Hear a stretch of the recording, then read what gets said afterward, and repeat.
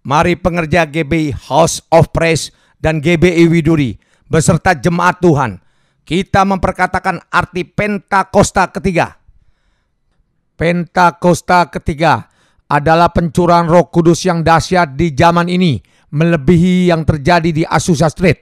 Pentakosta ketiga akan mengakibatkan penuaian jiwa yang terbesar dan yang terakhir sebelum Tuhan Yesus datang kembali.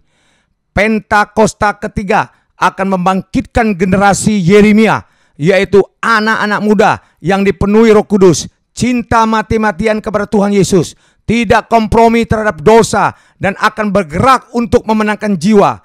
Pentakosta ketiga lahir di Indonesia dan bergerak ke bangsa-bangsa. Gerakan ini dari timur ke barat dan akan kembali ke Yerusalem. Pentakosta ketiga akan memberikan kuasa untuk menyelesaikan amanat agung, dan setelah itu Tuhan Yesus datang kembali. Mazmur 91. Dalam lindungan Allah, orang yang duduk dalam lindungan yang maha tinggi dan bermalam dalam naungan yang maha kuasa akan berkata kepada Tuhan, tempat perlindunganku dan kubu pertahananku, Allahku yang kupercayai. Sungguh dialah yang akan melepaskan engkau dari jerat penangkap burung, dari penyakit sampar yang busuk. Dengan kepaknya ia akan menudungi engkau, di bawah sayapnya engkau akan berlindung. Kesetiaannya ialah perisai dan pagar tembok. Engkau tak usah takut terhadap kedahsyatan malam, terhadap panah yang terbang di waktu siang, terhadap penyakit sampar yang berjalan di dalam gelap, terhadap penyakit menular yang mengamuk di waktu petang. Walau 1000 orang rebah di sisimu dan 10.000 di sebelah kananmu, tetapi itu tidak akan menimpamu. Engkau hanya menontonnya dengan matamu sendiri dan melihat pembalasan terhadap orang-orang fasik. Sebab Tuhan ialah tempat perlindunganmu, yang maha tinggi telah kau buat tempat perteduhanmu. Malapetaka tidak akan menimpa kamu, dan tulah tidak akan mendekat kepada kemahmu. Sebab malaikat-malaikatnya akan diperintahkannya kepadamu untuk menjaga engkau di segala jalanmu. Mereka akan menatang engkau di atas tangannya, supaya kakimu jangan terantuk kepada batu. Singa dan ular tedung akan kau langkai. Engkau akan menginjak anak singa dan ular naga. Sungguh hatinya melekat kepadaku, maka aku akan meluputkannya. Aku akan membentenginya, sebab ia mengenal namaku. Bila ia berseru kepadaku, aku akan menjawab. Aku akan menyertai dia dalam kesesakan. Aku akan meluputkannya dan memuliakannya. Dengan panjang umur akan kukenyangkan dia, dan akan kuperlihatkan kepadanya keselamatan daripadaku. Haleluya!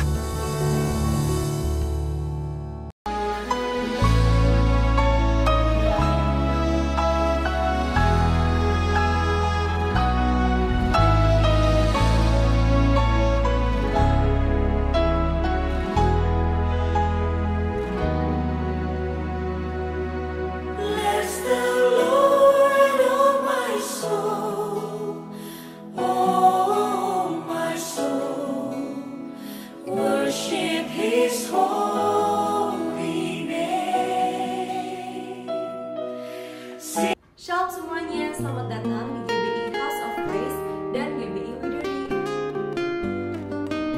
Dalam ibadah online hari ini, kita akan memuji menyembah Tuhan bersama dan mendengarkan firman yang akan dibawakan oleh hamba-Nya Bapak Pendeta Roganda Manu. Selamat hari Minggu dan selamat beribadah semuanya. Tuhan Yesus memberkati. Haleluya, shalom jemaat GBI House of Praise dan jemaat GBI Widuri. Apa kabar hari ini? Saya percaya dahsyat dan luar biasa. Yang percaya katakan amin. Yang percaya katakan haleluya. Saya datang mau mengajak kita beribadah kepada Tuhan, karena kita percaya setiap ibadah kita tidak ada yang sia-sia. Dan waktu kita meninggikan nama Tuhan, firman Tuhan berkata, Dia turun dari tahtanya dan Dia menaruh setiap musuh-musuh kita di bawah kaki kita. Yang percaya katakan amin. Haleluya. Mari puji Dia Bapak Ibu Saudara. Tinggikan Dia dengan sukacita. Haleluya.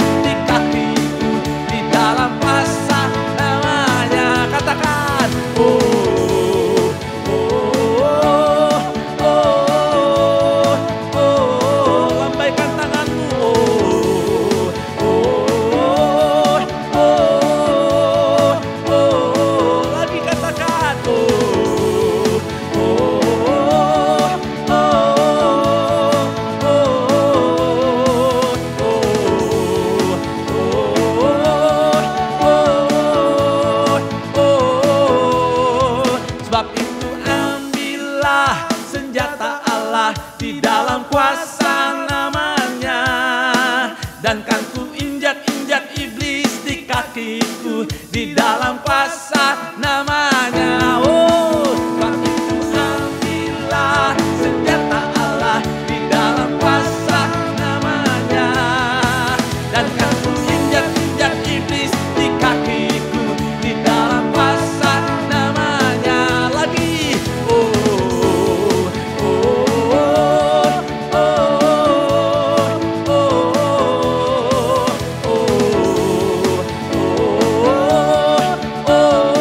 oh,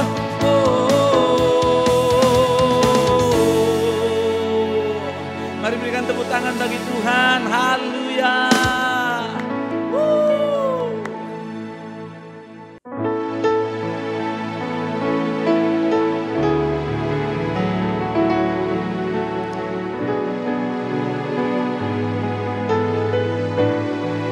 Kami datang kepada Engkau, masuk dalam hadirat-Mu Tuhan, membawa korban pujian kami yang terbaik kepada Engkau. Mari Bapak dan Saudara katakan pada Tuhan, masuk hadirat-Mu Tuhan dengan korban pujian. Masuk hadirat-Mu Tuhan, hiaskan kekudusan di hadapan hadirat-Mu Tuhan. Rasakan kedamaian di hadapan hadirat-Mu Tuhan.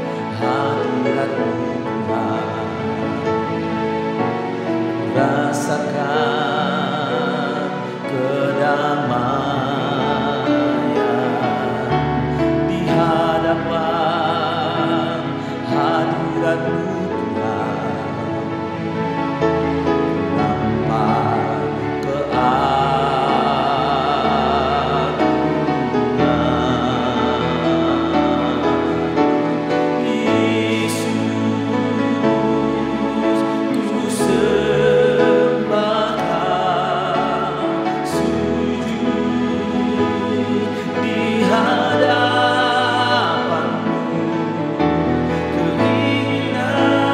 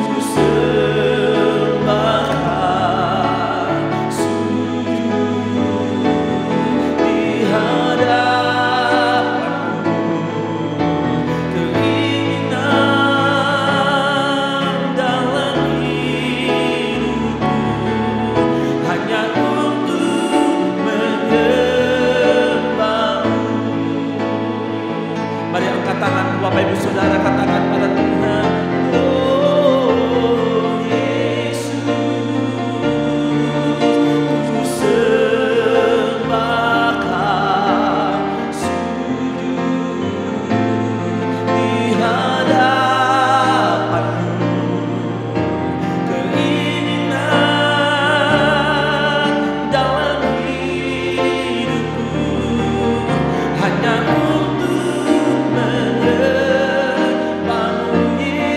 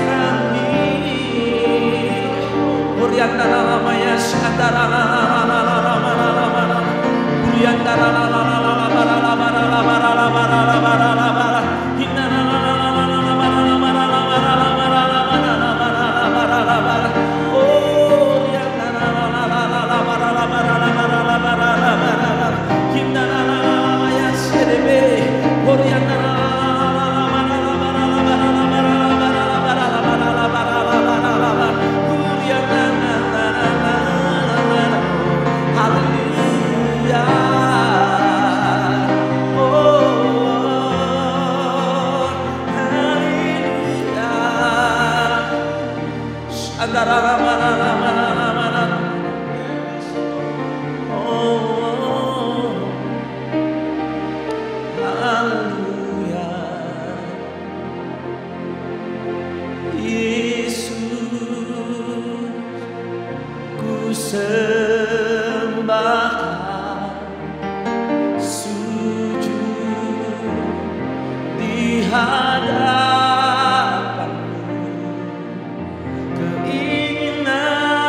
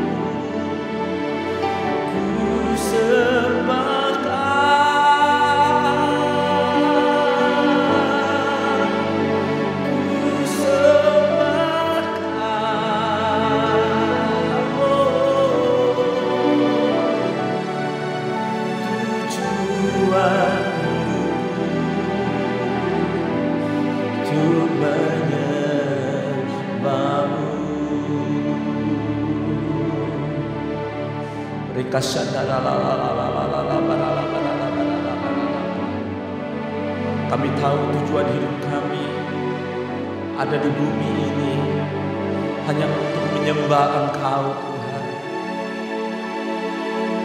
Tujuan hidup kami Engkau panggil adalah untuk menjadi penyembah-penyembah-Mu yang menyembah Engkau di dalam roh dan kebenaran.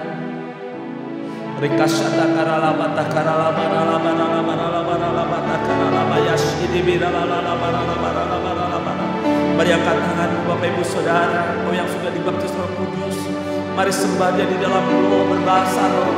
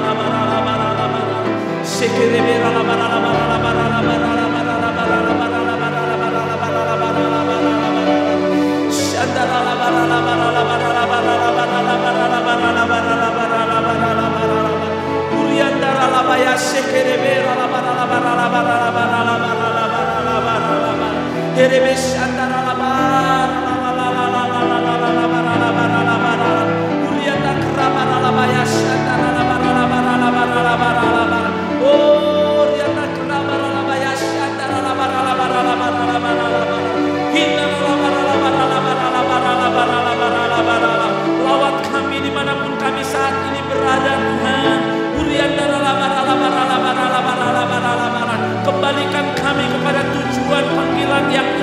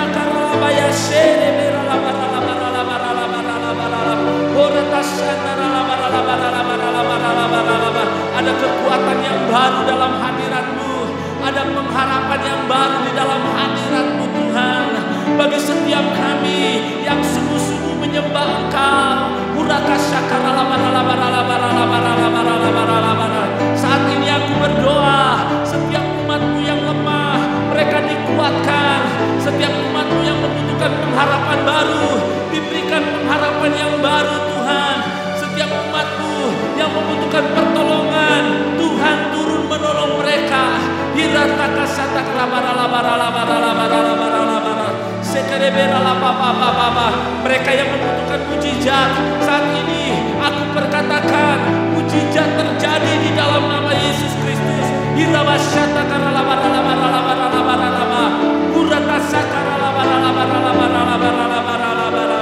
Terjadi bagi kami, terjadi bagi umatmu, jemaatmu, GBI House of Praise dan GBI Widuri.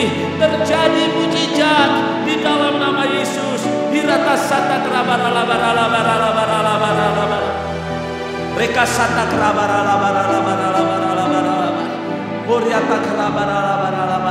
Mari sekali lagi angkat tanganmu, katakan pada Tuhan, I worship you.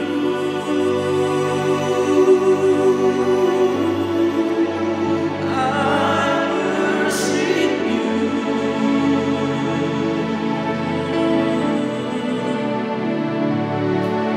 The reason I live is to worship you.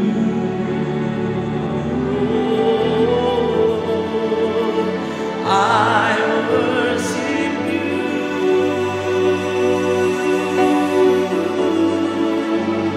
I worship you.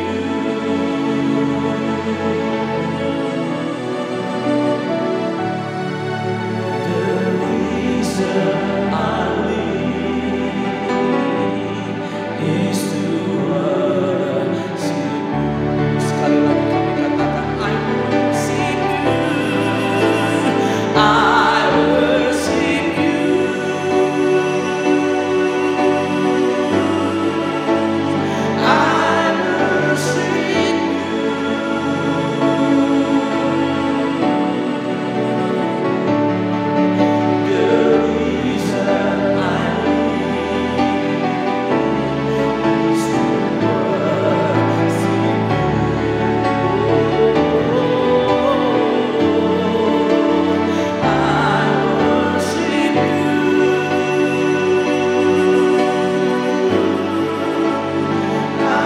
worship you.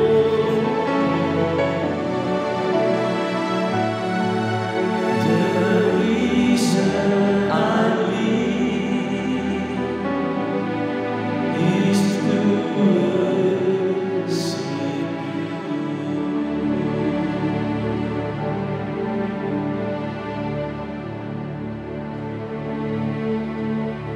Ini hidup kami Tuhan. Pakai kami lebih lagi untuk menjadi kesukaan-Mu, untuk menjadi kesenangan-Mu Tuhan. Terima kasih Tuhan Yesus.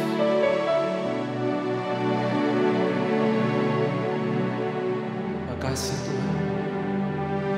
Terima kasih. Terima kasih. Biar Engkau disenangkan lewat pujian kami.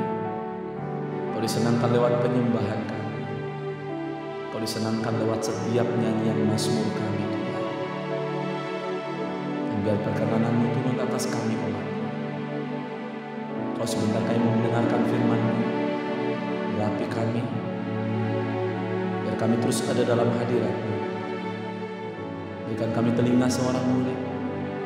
Sehingga kami bukan hanya selaku pendengar, tetapi setiap kami menjadi pelaku-pelaku pendengar, pelaku-pelaku kebenaran firman.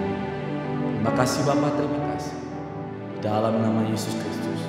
Haleluya, umat Tuhan yang percaya dan siap mendengarkan firman Tuhan sama-sama katakan amin.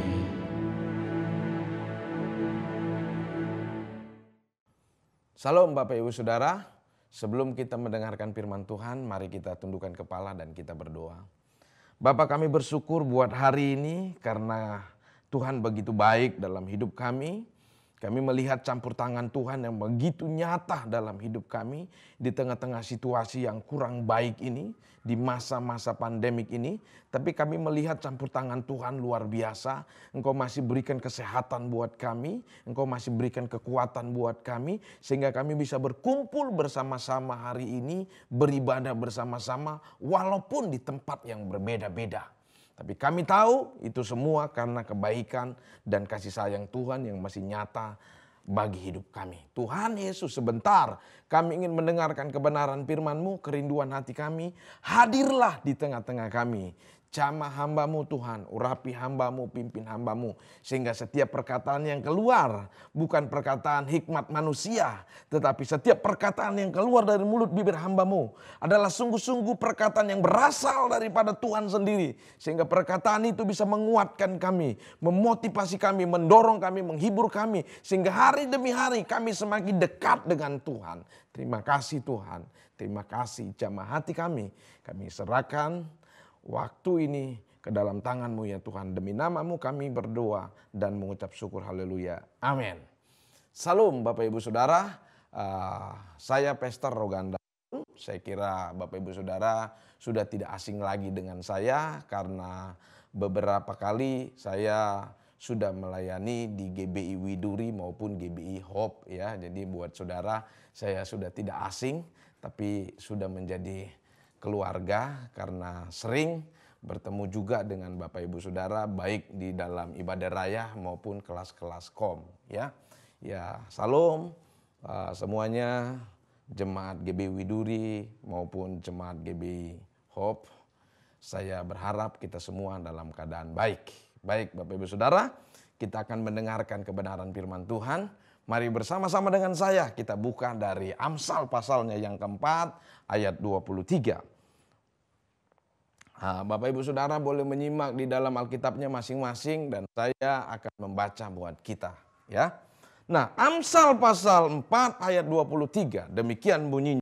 Jagalah hatimu dengan segala kewaspadaan karena dari sanalah terpancar kehidupan ya. Nah, Bapak Ibu Saudara, sering sekali kita mendengar kata-kata motivasi ya yang bilang begini, follow your heart. Ikuti kata hatimu ya. Kata-kata ini seolah-olah kata-kata yang baik, kata-kata yang positif, kata-kata yang membangun, kata-kata yang luar biasa.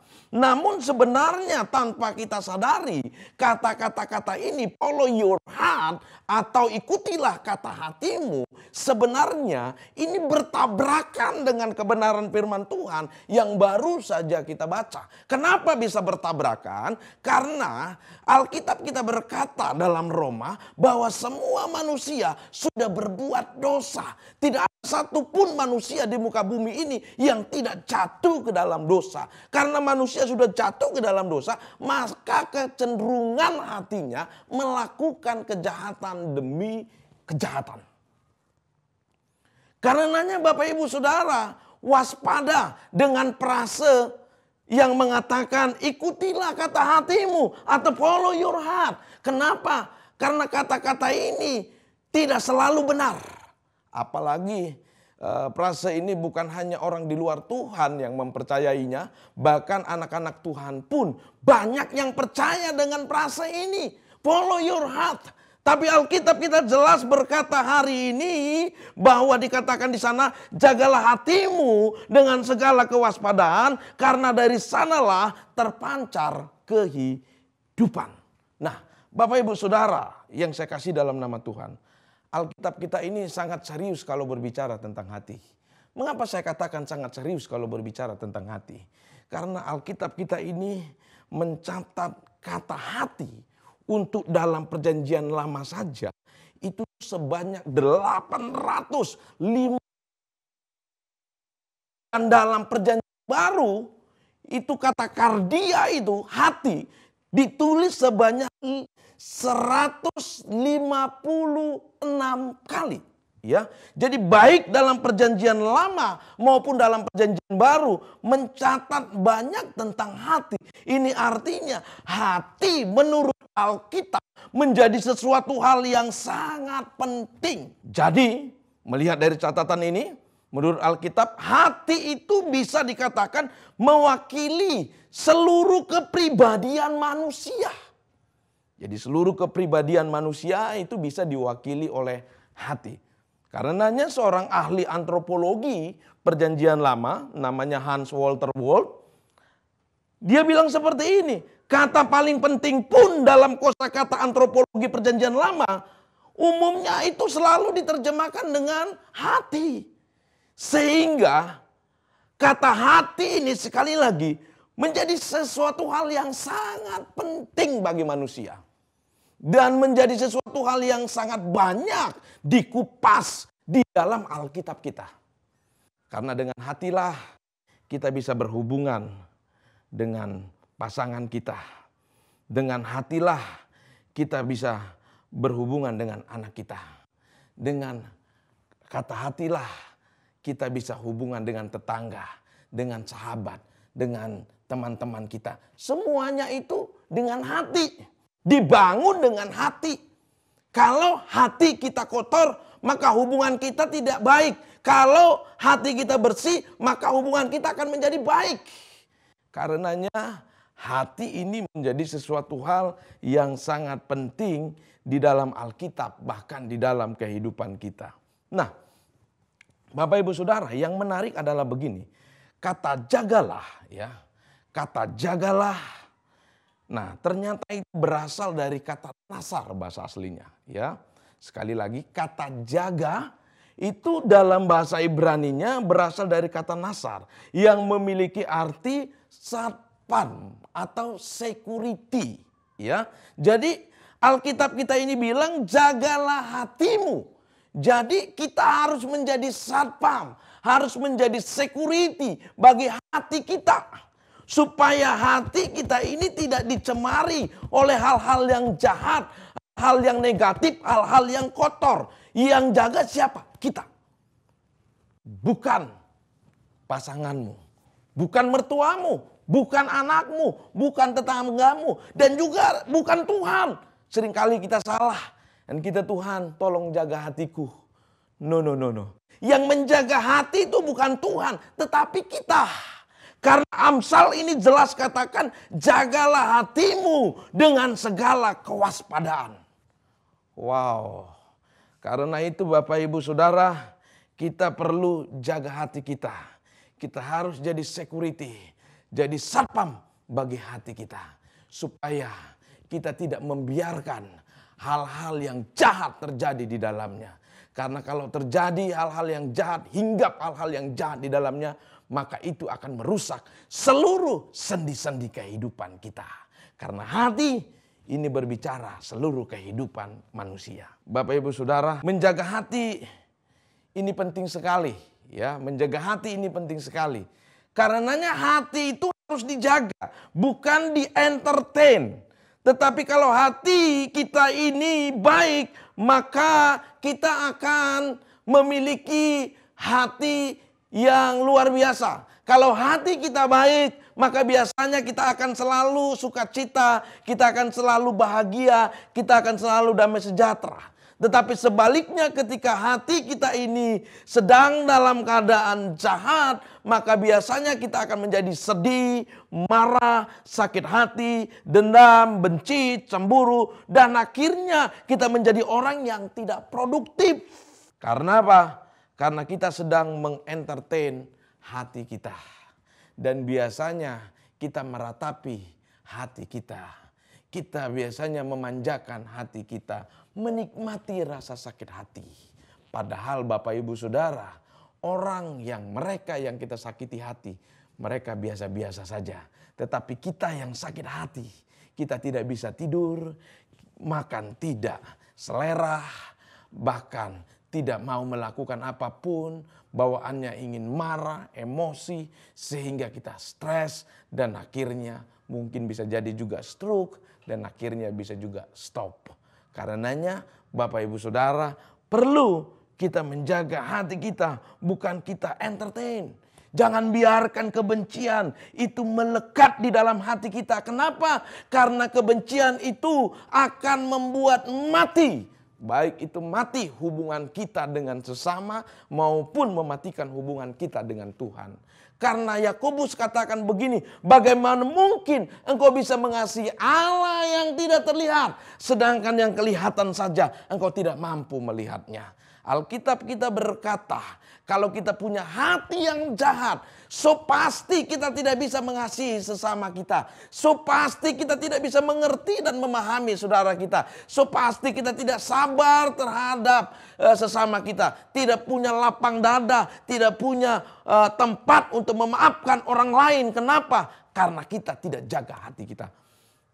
Ketika kita jaga hati kita, saya percaya kita bisa bangun hubungan yang baik dengan Tuhan. Sehingga kita bisa menikmati kebaikan Tuhan. Kita bisa menikmati kesehatan dari Tuhan. Menikmati kebaikan daripada Tuhan. Menikmati sukacita daripada Tuhan. Bahkan semua persediaan surga itu bisa mengalir dalam hidup kita. Ketika kita menjaga hati kita. Dan bukan mengentertain hati kita. Nah, Bapak Ibu yang saya kasih dalam nama Tuhan. Di sana dikatakan, jagalah hatimu dengan segala kewaspadaan. Nah, kata kewaspadaan itu sebenarnya dalam bahasa Ibraninya lebih daripada apapun juga. Nah, biasanya Bapak Ibu Saudara, yang kita jaga itu apa? Yang kita jaga itu biasanya kalau masa-masa pandemik ini kesehatan, ya. Maka banyak orang menjaga kesehatan dengan sangat ekstra, beli vitamin, ya dengan vitamin yang bahkan kadang berlebihan, bermacam-macam vitamin diminum, ya kan. Lalu mulai rajin olahraga, makanya belakangan sepeda laku sekali ya. Harga sepeda melambung tinggi, kenapa? Karena banyak orang yang berolahraga dengan menggunakan sepeda. Banyak orang yang jogging, banyak orang yang pergi ke tempat-tempat fitness. Ya, kenapa menjaga kesehatan? Ya, di masa pandemik ini mereka betul-betul menjaga kesehatan. Ada orang juga menjaga jabatannya supaya tidak jatuh kepada orang lain. Ada orang juga menjaga uangnya, menjaga hartanya supaya tidak dicuri oleh maling, tidak dicuri oleh orang lain, maka dijaga. Ada juga orang menjaga keluarganya, nama baiknya, menjaga rumahnya. Ya, bahkan menjaga rumah itu kadang-kadang lebay, berlebihan. Sudah pasang CCTV kanan kiri depan belakang, juga masih kasih tembok yang sangat tebal, lalu kasih pagar, kasih gembok yang besar, bahkan gemboknya sendiri pun pakai kode gitu ya, pakai kode supaya tidak mudah dijebol begitu. Lalu tidak cukup sampai di situ, masih dikasih tulisan di pagar, awas ada anjing galak, supaya tidak ada satu orang pun yang berani mendekat di sana. Demi untuk menjaga rumah, demi untuk menjaga kesehatan, demi untuk menjaga keluarga, demi untuk menjaga nama baik, demi untuk menjaga jabatan. Apapun biasanya dilakukan manusia. Tetapi Alkitab kita bilang ada hal yang paling penting yang lebih daripada itu semua. Apa? Hatimu. Tidak salah engkau menjaga rumahmu. Tidak salah engkau menjaga kesehatanmu. Tidak salah engkau menjaga keluargamu. Tidak salah engkau menjaga hartamu. Tidak ada yang salah dengan hal itu. Baik untuk hal itu. Tetapi jangan lupa, jagalah hatimu dengan segala kewaspadaan. Karena dari sanalah terpancar kehidupan. Karena itu Bapak Ibu Saudara, Alkitab sangat-sangat peduli dengan hati kita. Sehingga kita harus jaga lebih daripada apapun juga yang kita anggap bernilai, yang kita anggap berharga dalam hidup ini. Lebih daripada itu pun juga harus kita jaga hati kita.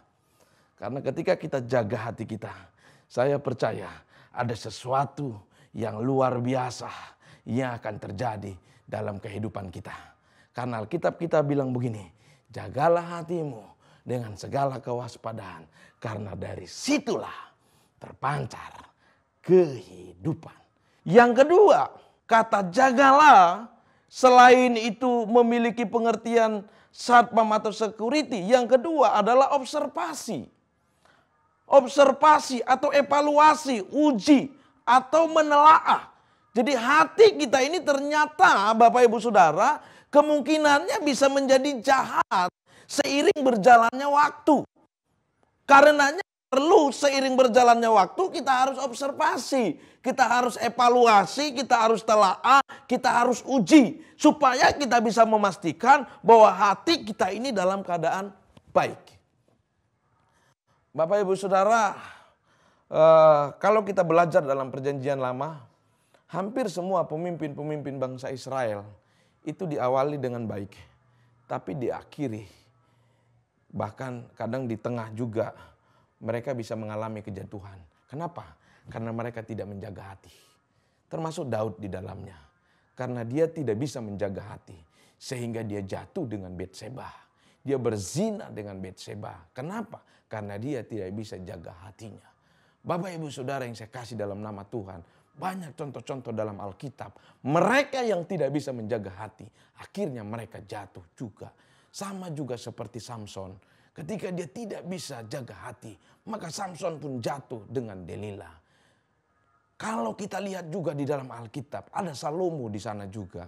Dia tidak bisa jaga hati. Sehingga dia jatuh ke dalam putri-putri raja orang kafir. Sehingga dia menyembah ilah-ilah daripada putri-putri raja kafir itu. Sehingga membawa dia semakin hari semakin jauh daripada Tuhan. Dan kalau kita pelajari Alkitab, masih banyak lagi kesalahan yang dilakukan oleh pemimpin-pemimpin bangsa Israel. Karena mereka tidak mampu mengevaluasi hati mereka. Tidak mampu mengobservasi hati mereka. Tidak mampu menelaah, menguji setiap hati mereka dengan seiring berjalannya waktu. Mestinya seiring berjalannya waktu kita harus terus tetap konsisten menelaah, mengobservasi, menguji, mengevaluasi hati kita. Supaya kalau didapati di dalamnya ada sesuatu hal yang menyimpang daripada Tuhan, kita cepat-cepat tolak, kita cepat-cepat buang,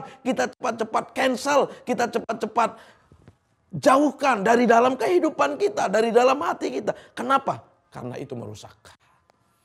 Alkitab kita katakan jagalah hatimu dengan segala kewaspadaan.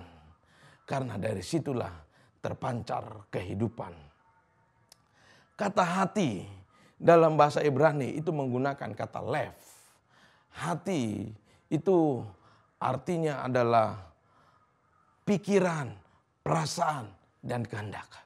Jadi lev itu sekali lagi artinya pikiran, perasaan, dan kehendak.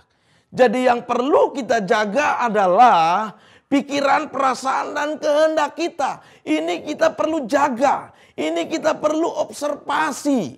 Setiap saat, setiap waktu kita perlu observasi. Supaya apa? Supaya pikiran kita ini pikiran yang seturut dengan firman Tuhan. Perasaan kita seturut dengan firman Tuhan. Kehendak kita seturut dengan firman Tuhan.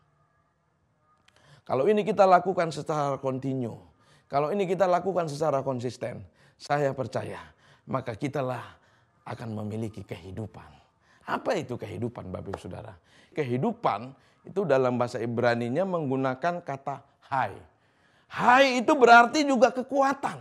Jadi kekuatan kita bukan hanya didapatkan dari nutrisi-nutrisi yang baik. Kekuatan kita bukan hanya didapatkan dari olahraga. Bukan juga didapatkan dari tempat-tempat lain. Tetapi kekuatan kita, Alkitab kita katakan, didapatkan dari mana? Dari menjaga hati kita.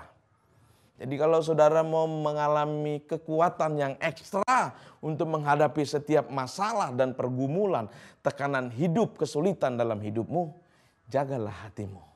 Karena ketika engkau bisa menjaga hatimu dengan baik, engkau akan menang atas setiap masalahmu. Engkau akan menang atas setiap pergumulanmu. Engkau akan menang akan setiap sakit penyakitmu. Engkau akan menang dalam setiap tekanan hidupmu. Kenapa? Karena ketika kita jaga hati, bisa akan muncul kekuatan yang baru, Bapak Ibu Saudara. Pak, Bu, hari ini mungkin engkau sedang sakit. Hari ini engkau mungkin sedang susah. Hari ini engkau mungkin sedang sulit. Tapi jangan biarkan hatimu liar. Tapi jagalah hatimu. Karena ketika engkau jaga hatimu, saya percaya, maka dari sana terpancar kehidupan.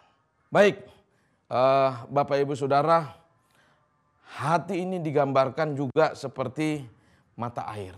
Jadi Alkitab kita menggambarkan hati itu seperti mata air. Nah, bila sumbernya kotor, maka kotorlah airnya. Namun bila sumbernya bersih, maka bersihlah airnya. Nah, jadi Bapak Ibu Saudara, ketika hati kita ini bersih, maka perkataan kita pun pasti perkataan yang baik.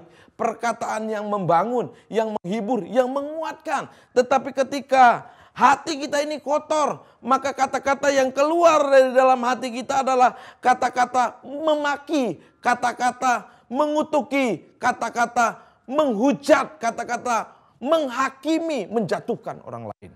Karenanya mari kita jaga hati kita, karena ini menjadi sumber daripada segala-galanya. Sumber dari pikiran kita, sumber dari perkataan kita, sumber daripada tindakan kita, yaitu adalah hati. Maka perlu kita jaga. Gambaran kedua adalah kaca. Jadi hati kita ini digambarkan seperti kaca.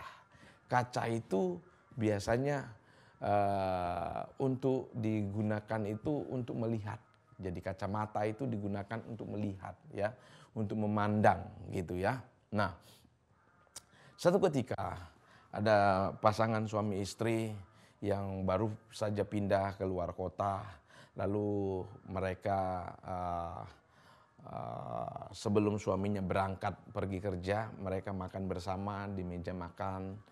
Lalu mereka makan di meja makan, dan kebetulan di sebelah mereka itu ada jendela yang punya kaca besar, dan dari situ mereka bisa memandang keluar, ya, sambil makan. Dan waktu mereka memandang keluar, nah di sana itu tetangganya sedang menjemur pakaian yang baru saja dicuci. Nah, waktu istrinya melihat, lalu dia bilang ke suaminya, "Pi, lihat tuh tetangga kita. Tetangga kita itu pasti tidak bisa nyuci. Tidak pintar nyuci." Kenapa? Karena walaupun dicuci, ternyata pakaiannya masih kotor gitu ya. Nah, suaminya nggak banyak komentar, suaminya diam saja, mereka makan terus. Lalu setelah itu suaminya pergi kerja.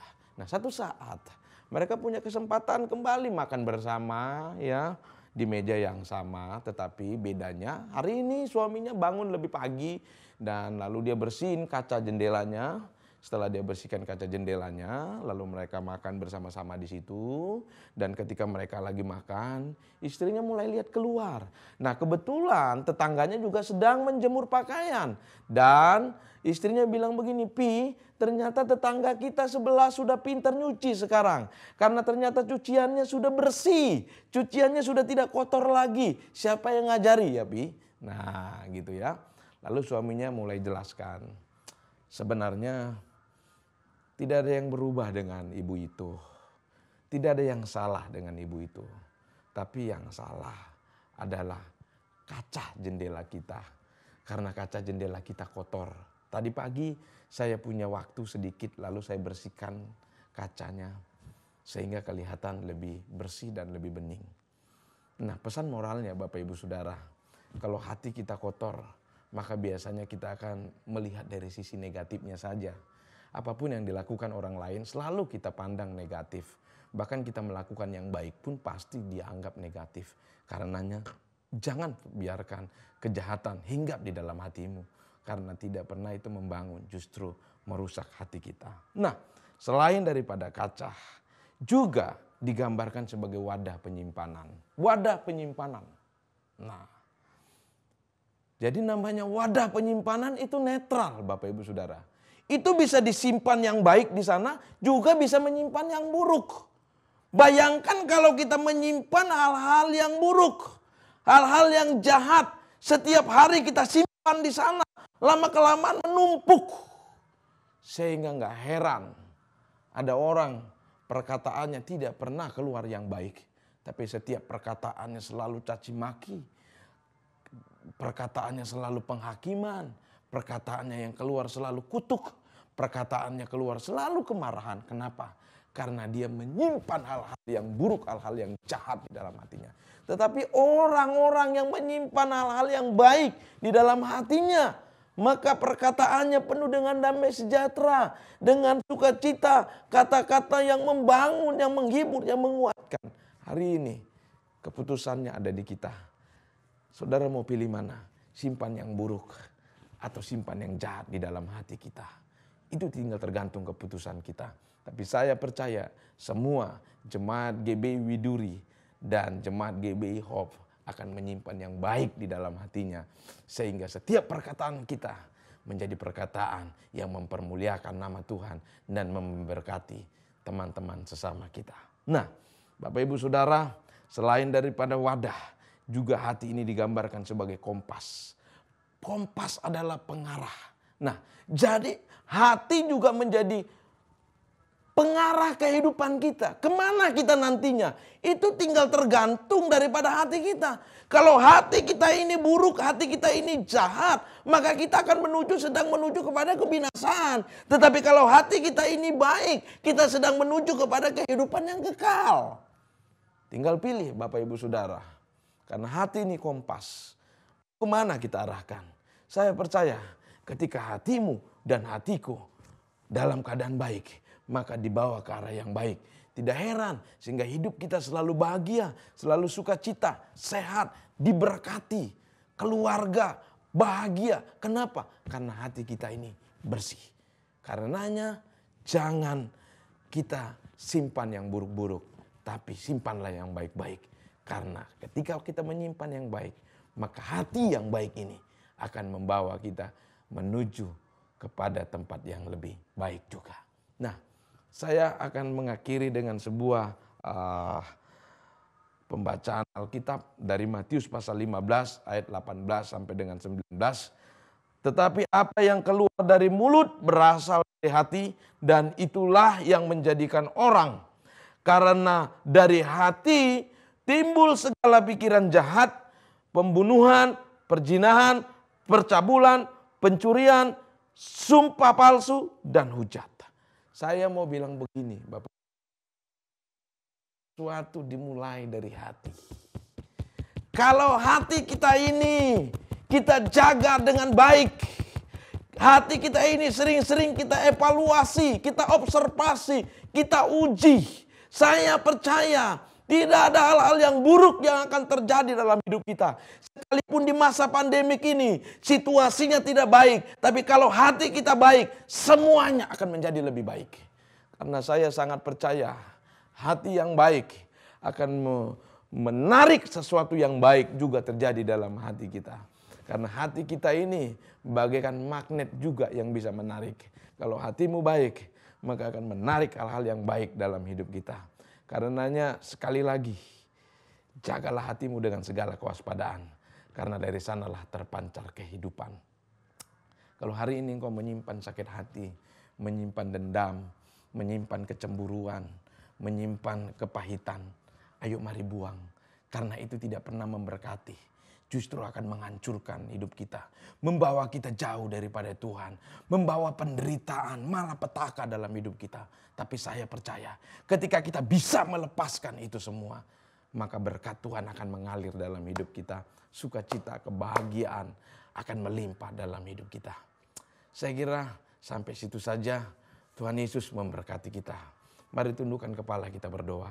Tuhan, kami bersyukur buat hari ini. Karena Engkau berbicara bagi kami sangat luar biasa.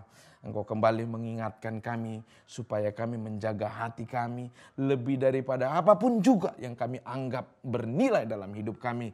Karena kami tahu hal yang paling bernilai dalam hidup kami bukanlah harta kami, bukanlah kesehatan kami, bukanlah jabatan kami, bukanlah keluarga, bukanlah nama baik. Tapi hal yang paling penting, hal yang paling bernilai dalam hidup kami, hati kami. Karena kalau hati kami ini dalam keadaan baik, maka semua yang kami anggap bernilai itu juga pasti akan menjadi lebih baik. Hamba-Mu berdoa bagi setiap jemaat Tuhan GBI Widuri dan GBI Hope, dimanapun mereka saat ini berada. Hamba-Mu berdoa dalam nama Tuhan Yesus, jamah mereka biar hati yang baik tercurah atas mereka. Sehingga kasih Tuhan mengalir dalam hidup mereka. Damai, sejahtera, sukacita, kebahagiaan mengalir dalam hidup mereka. Bahkan kesembuhan, kesehatan mengalir dalam hidup mereka. Karena kami tahu hati yang gembira adalah obat yang manjur. Hamba-Mu berdoa bagi setiap mereka yang sakit. Hari ini juga mereka disembuhkan. Hari ini juga mereka dibangkitkan dari kelemahan mereka. Hari ini juga mereka dimerdekakan. Hari ini juga mereka mengalami kemenangan. Karena campur tangan Tuhan yang luar biasa. Tuhan tolong kami supaya kami tetap waspada terhadap hati kami. Karena hati kami rentan sekali disusupi oleh iblis. Sehingga kami melakukan hal-hal yang jahat di mata Tuhan. Tapi lewat firman Tuhan hari ini kami kembali diingatkan. Supaya kami menjaga hati kami dengan segala kewaspadaan. Supaya kami dalam keadaan baik sampai kedatangan Tuhan. Tuhan temui kami dalam keadaan setia dan taat terhadap Tuhan. Terima kasih Tuhan. Demi nama-Mu kami sudah berdoa dan mengucap syukur. Haleluya. Amin.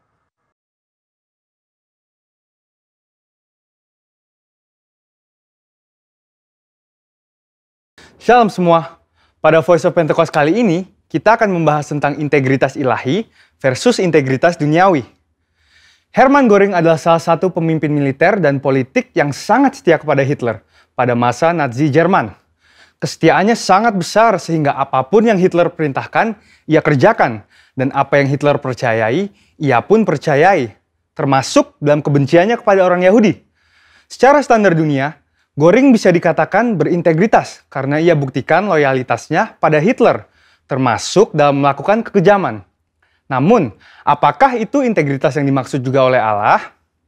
Menurut Kamus Besar Bahasa Indonesia, definisi kata integritas adalah mutu, sifat, atau keadaan yang menunjukkan kesatuan yang utuh sehingga memiliki potensi dan kemampuan yang memancarkan kewibawaan.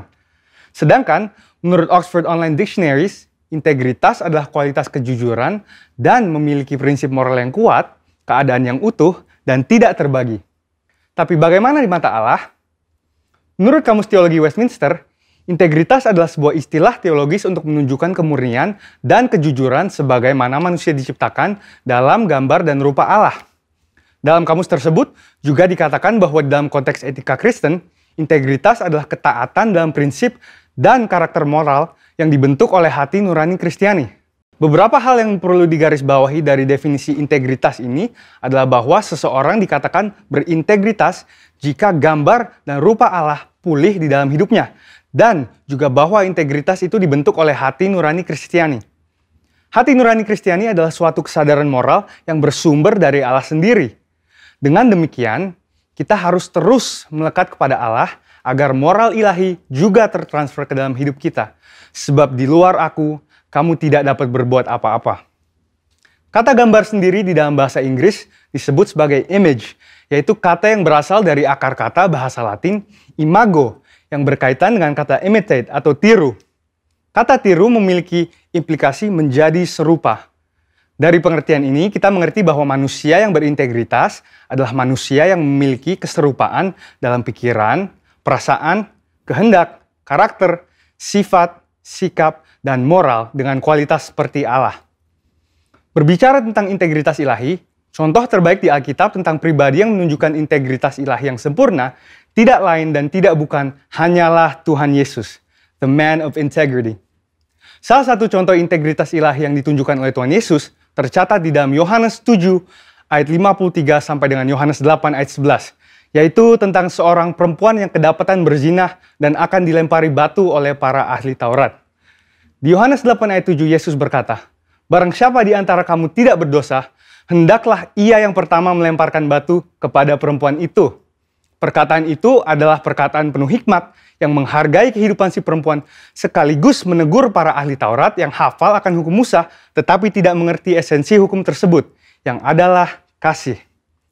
Kita dapat mempelajari dua hal yang sangat penting dari integritas Tuhan Yesus. Pertama, murni. Artinya Yesus mengakui dosa si perempuan itu sesuai dengan hukum Musa.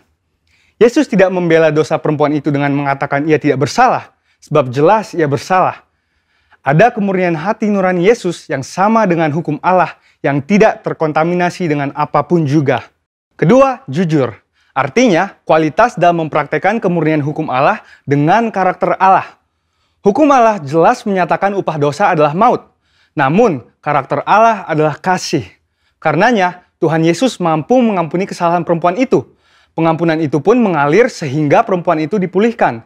Pengampunan yang Yesus berikan bahkan sampai mengorbankan dirinya di atas kayu salib. Bagi perempuan itu dan bagi kita semua.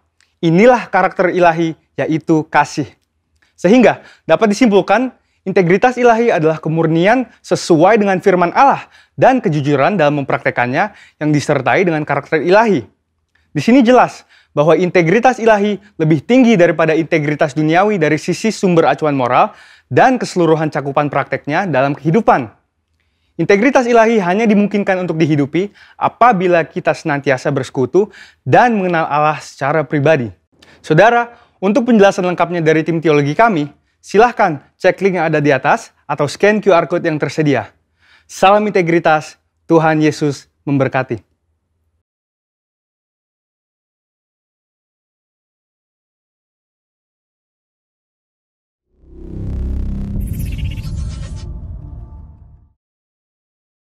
Mari kita akhiri ibadah kita dengan terima berkat dari Tuhan.